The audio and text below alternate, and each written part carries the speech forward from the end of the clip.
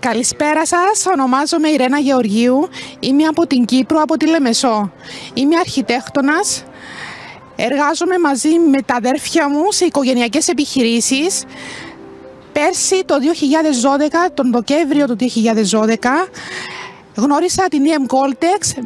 Την ευχαριστώ πολύ γιατί επένδυσα στο χρυσό χωρίς να το σκεφτώ.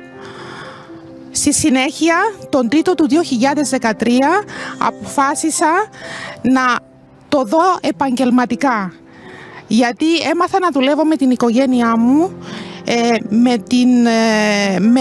με ομάδα, με ανθρώπους δίπλα μου και να βοηθώ ανθρώπους.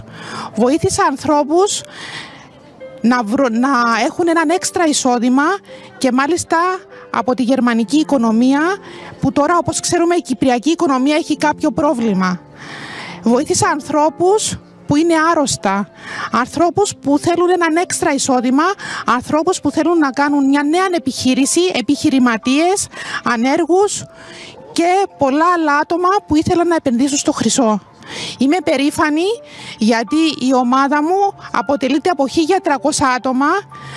Μετά από μένα έχουν μπει 15 άτομα στον πόνους ηγεσίας και η EM Goltex έχει δώσει 500.000 euro σε επενδυτές μου.